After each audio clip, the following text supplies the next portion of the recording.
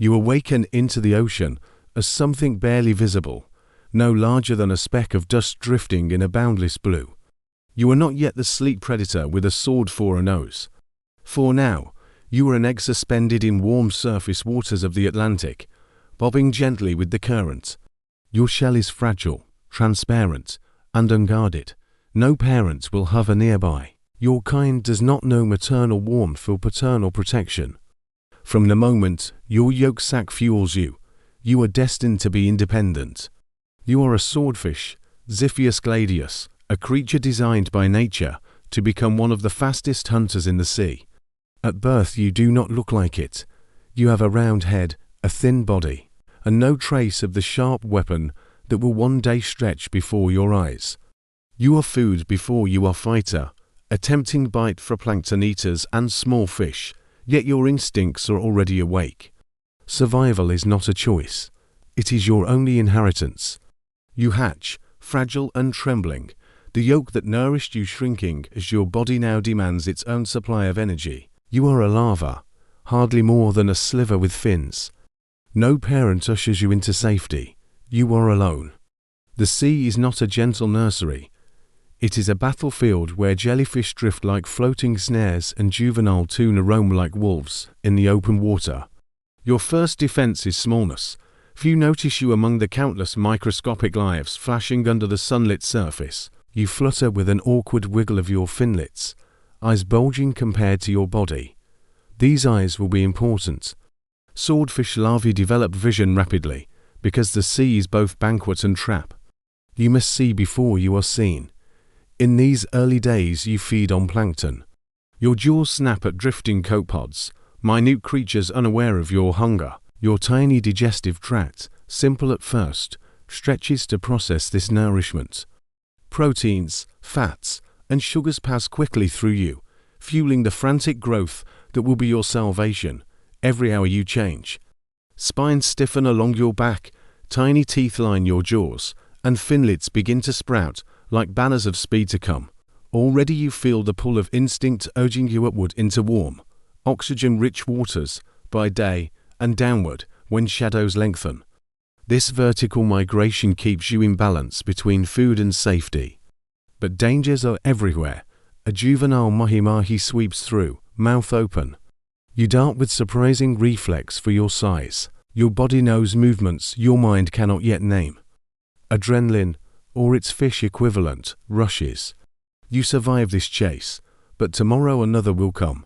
Infancy for a swordfish is a ruthless school. There are no teachers, no lullabies, no shelters. There is only the raw syllabus of instinct: eat, grow, escape, repeat. If you fail a single lesson, you will vanish in a gulp, a forgotten spark in the sea's endless cycle. The day comes when you outgrow plankton. Your stomach demands something larger, something that wriggles, resists, and bleeds. This is your first hunt. You are no longer a passive drifter. You are an apprentice predator. Your eyes, large and adapted for sharp focus, catch sight of a school of tiny anchovies. Their silver sides flicker like coins underwater.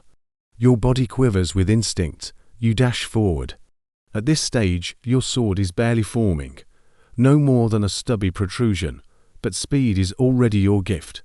Your muscles fire in bursts of white fibers, built for sprinting. You lunge awkwardly and miss. The anchovies scatter, mocking your clumsiness. Hunger sharpens your resolve. You circle again. This time you lunge not at the center, but at the edge, targeting a straggler. Your jaws snap, and at last you feel flesh between your teeth. The anchovy thrashes, its tiny bones crunching. A taste of salt, iron, and victory fills your mouth. Your digestive system welcomes the meal. Food passes from your mouth to a muscular esophagus, then into the stomach, where enzymes break proteins into amino acids. Fats are emulsified for storage. Sugars fuel immediate bursts of motion. Your metabolism is ravenous, among the fastest of all bony fishes. The energy burns quickly, transformed into speed, into growth, into survival. You feel exhilaration, though you would not call it joy. It is the rush of instincts fulfilled. Yet you also feel the vulnerability of inexperience. Hunting means exposure. Larger predators notice the commotion. A barracuda glides near, teeth gleaming like daggers. You flee, body pumping. The meal inside you now both fuel and burden. You escape only because the barracuda chooses an easier victim. Lesson learned. Every meal is risk. The ocean is never generous without price. Yet this first hunt has unlocked something in you. You are no longer the helpless larva at the mercy of currents. You are a swordfish in training, and the sea has acknowledged your first claim to life.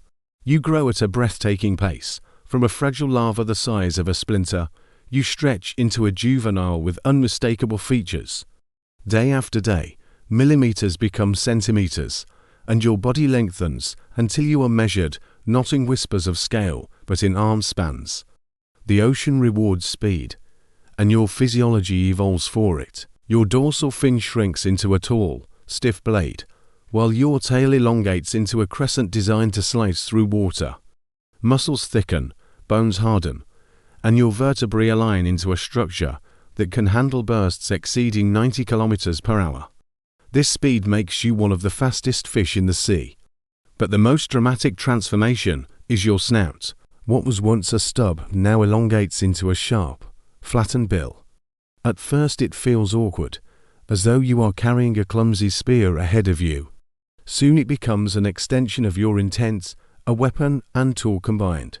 Your skin darkens on top, shading into a deep metallic blue that camouflages you from predators above, while your underside glows pale silver, hiding you from prey below. This counter-shading is your armor. Your eyes adapt too, with muscles capable of warming them, and your brain, keeping them sharp even in cooler depths. You are one of the few fish with this endothermic ability, a secret engine that sharpens your hunting edge, yet growth also attracts danger. Sharks, marlins, and even larger swordfish see you as either rival or prey. Encounters with them remind you of your place. You are fast, but not invincible. You learn to conserve your energy, to use bursts sparingly, to measure risk before striking. Adolescence in the ocean is not marked by awkward dances at parties, but by relentless testing of your body. Each day you discover new strength, new balance, new speed. Each scar you dodge or earn becomes part of your survival manual. You are no longer small enough to hide. You must now fight or flee with the body nature has armed you with. Then comes the season of hunger. The currents shift, plankton blooms fade, and with them the small fish you rely upon vanish into other waters. You swim endlessly, miles turning into hundreds, your body burning reserves it cannot replenish. Hunger gnaws not only at your stomach, but at your muscles, slowing your once effortless speed. Your metabolism, usually a roaring furnace, begins to dim. Proteins are broken down not for growth but for mere survival. You move sluggishly, conserving energy, each flick of your tail measured and heavy. Instinct tells you to search deeper, where cooler waters might hold schools of squid or mackerel, but the darkness below is colder, and the risk of predators greater. At your weakest, illness brushes against you. A parasite worms through your gills, irritating the delicate filaments. Breathing becomes harder, each gulp of water less efficient. You drift, vulnerable, the thoughtless eye of a shark passing dangerously close. By luck, or perhaps by the ancient rhythm of migrations, you find salvation. A shoal of sardines appears, shimmering like liquid silver. Hunger pushes you into the chase. Despite your weakened body, instinct commands your sword-like bill to slash. You stun several sardines at once, gobbling them before rivals arrive. Nourishment floods back into your tissues. The parasite's grip weakens as your immune system rallies. The furnace reignites. You have survived your first great crisis, not through strength alone, but through persistence and chance. The ocean has tested you with deprivation, and you remain alive, tempered like steel by fire. At last, you enter adulthood. Your body now stretches meters in length, sometimes over 3, your sword accounting for a nearly 1/3 of it. You are a shimmering predator of immense power, capable of slicing through currents with bursts that leave trails of turbulence in your wake. You no longer hide, you dominate. Adulthood brings new hungers, not only for prey, but for territory and mates. You roam vast distances, guided by instincts older than memory. Warm currents carry you north, then south, across entire oceans. In these waters you encounter rivals, other swordfish of your size and ambition. When two of you cross paths, the ocean becomes an arena. There are no roars or growls, only the flash of sunlight off blades.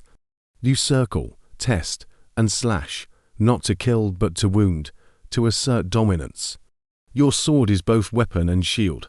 A deep scrape across your flank burns, but you do not yield. Rivalry among swordfish is fierce yet ritualistic. Often one retreats after a display of speed and precision. Territory is not about permanent borders, but about presence, about showing you are too strong to be challenged.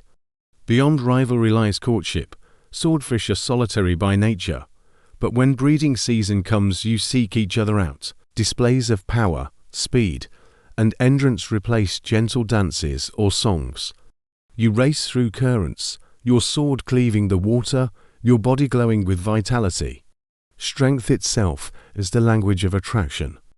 Biologically, your reproductive system now functions at its peak. Females carry millions of eggs. Males carry the sperm to fertilize them in the open sea. Courtship is brief, more instinct than romance, yet it is vital. To pass on your genes is to complete the mission of your survival. Adulthood is a paradox. You are at your strongest and most vulnerable. Rivals, predators, and even fishing vessels stalk you. Yet in these years, you experience the fullest expression of your power. You are no longer simply surviving. You are shaping the next chapter of your species. The season of reproduction arrives with warm currents, and your instincts stir with irresistible urgency. You, a solitary traveler most of the year, now feel drawn toward others of your kind. The sea becomes alive with invisible signals, chemical cues, and subtle behaviors that synchronize your movements with potential mates. You patrol the surface layers of tropical waters where temperature and oxygen favor the next generation. Here, females release millions of eggs into the open water. You, if male, release sperm in a cloud that meets them. Fertilization is external, left to the currents to mix life together. It is a risky system, for countless eggs become food for other creatures. But abundance is your species' strategy. In numbers lies survival. There is no nest to guard, no den to patrol, no parental embrace. Swordfish parenting ends the moment the eggs drift apart. Yet this is not neglect, but design. The ocean itself is cradle and nursery. Your role is to ensure the cycle continues by sheer scale of production. Still, there is a sense of weight in the act.